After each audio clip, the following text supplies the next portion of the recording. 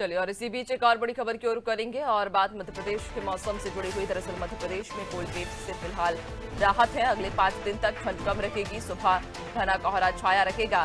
Wind pattern बदलने से ठंड कम होगी। दिन और रात के तापमान में बढ़ोतरी की संभावना है। 6 नवंबर से कड़ाके की ठंड पड़ रही है। हिमाचल, उत्तराखंड, कश्मीर में बर्फबारी की संभावना है। बर्फबारी से ठंड ने दस्तक अब और भी तेज कर दी है। तो मध्य प्रदेश में कोल्ड वेव से फिलहाल राहत रहेगी। अगले 5 दिन तक ठंड कम रहेगी। कहा जा रहा है सुबह कोहरा छाया रहेगा। वहीं विंड पैटर्न बदलने से ठंड कम होगी। दिन और रात के तापमान में बढ़ोतरी की भी संभावना है।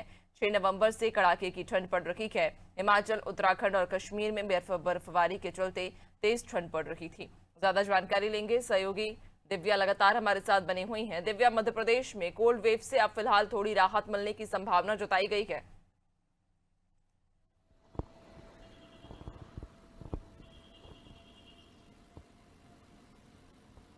जी नैन्सी, जैसा कि जो मौसम विभाग है उसने पूर्वानुमान जताया था कि जल्दी थोड़ी समय के लिए कोल्ड वेव से राहत मिल सकती है। तो जिस तरह से विंड पैटर्न चेंज हुआ है उसके बाद माना जा रहा है कि अभी फौरी तौर पे ये जो शीतलहर चल रही थी और लगातार 15 दिन से मध्य प्रदेश में शीतलहर का प्रकोप था, तो उससे फिलहाल कुछ समय के लिए राहत मिल जाएगी। क्योंकि जो बर्फबारी हिमालय और जो पहाड़ी राज्य हैं उधर जो बर्फबारी हो रही है उस समय से पहले जो ये बर्फबारी इस बार शुरू हुई है।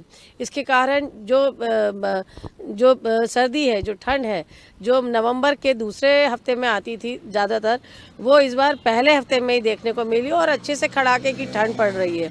लेकिन अब कुछ दिन के लिए माना जा रहा है कि अगले 4-5 दिनों के लिए शीतलहर से राहत मिलेगी। और अभी मौसम विभाग द्वारा अगले 5 दिनों के लिए किसी भी ज़िले के लिए जो है शीतलहर का अलर्ट जारी नहीं किया गया है। इसके बाद माना जा रहा है कि फिर से जब हवाओं का पैटर्न चेंज होगा तो उसके बाद फिर से शीतलहर का प्रकोप बढ़ेगा। और जो इस बार ठंड है, जो नवंबर से जो ये ठंड शुरू हुई है नैन्सी, इसका प्रकोप इसी तरह रहना है। प्रचंड ठंड का हमको सामना करना पड़ेगा और फरवरी तक जो है ठंड पड़ेगी। हालांकि बीच में जैसे कि अभी कुछ फौरी तौर पर राहत मिली है, तो जिस तरह से हवाओं की दिशा चेंज होती है उस हिसाब से मौसम भी चेंज होता है। तो अभी शीतलहर ज़रूर कम हुई है, लेकिन अगर हम बात करें जो धुंध छाई रहती है तो धुंध का असर बना रहेगा। बल्कि माना जा रहा है कि धुंध का असर और ज़्यादा बढ़ेगा। इसलिए जो मौसम विभाग द्वारा मौसम विभाग के जो एक्सपर्ट हैं उनके द्वारा सलाह दी गई है कि लोग सावधानीपूर्वक गाड़ी चलाएं। और जब गाड़ी चलाएं तो अपनी हेडलाइट चलाएं। क्योंकि कई जब धुंध ज़्यादा होती है सुबह के समय तो एक्सीडेंट का चांसेस बहुत ज़्यादा रहते हैं। क्योंकि सुबह का समय रहता है, नींद सी रहती है। तो ऐसे में जो बाहर से जो लंबा सफ़र करके आते हैं, जैसे 4 व्हीलर के लोग चलाते हैं, तो देखा है आपने कि कितनी सारे एक्सीडेंट की घटनाएं सामने आती हैं। तो मौसम विभाग द्वारा यही एक सलाह जो एडवाइजरी दी गई है कि जब फॉग में जब भी गाड़ी चलाएं तो हेडलाइट जलाकर चलाएं ताकि दुर्घटना से बच पाएं। उसी के साथ जो आम जनता है और किसान, उनको अभी एडवाइजरी दी गई है कि अपना ध्यान रखें स्वास्थ्य का। क्योंकि जिस तरह से ठंड बढ़ी हुई है, प्रचंड ठंड है, तो ऐसे में ब्रेन स्ट्रोक के और हार्ट अटैक के मामले ज़्यादा सामने आते हैं। तो ऐसे में बहुत ज़रूरी है नैन्सी कि अपना ध्यान रखा जाए।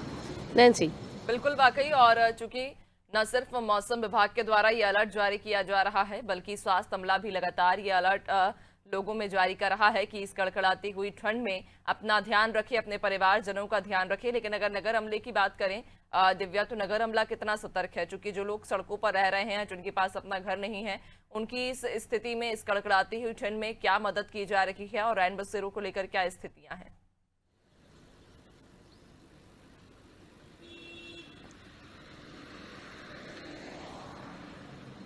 नैन्सी, जो बेसहारा लोग हैं, जो मजबूर हैं फुटपाथ पर अपनी ज़िंदगी गुजर बसर करने में, और ये जो कड़ाके की ठंड पड़ रही है वो फुटपाथ पे ही रहने के लिए मजबूर है, तो उनके लिए सिर्फ एक ही विकल्प है रैन बसेरा। वो रैन बसेरा में ही शरण ले पाते हैं। और भोपाल में कई रैन बसेरा है। हालांकि जो रैन बसेरे हैं वो जिस तरह से लोग बेसहारा फुटपाथ पे पड़े होते हैं उनके हिसाब से काफ़ी कम है, उनकी संख्या काफ़ी कम है।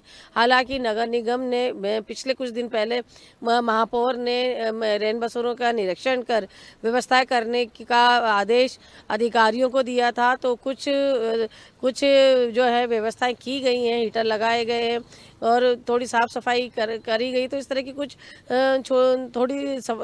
थोड़ी व्यवस्थाएं की गई है। लेकिन एक चीज़ जो है अलाव को लेके कि पहले जो अलाव जलाए जाते थे जगह जगह पे नगर निगम द्वारा इस कड़ाके की ठंड में, तो इस बार वो नहीं हो पाया क्योंकि एनजीटी ने जो रोक लगाई थी अलाव के ऊपर जिससे धुआं होता है। और जो अगर देखा जाए तो भोपाल का जो AQI है वो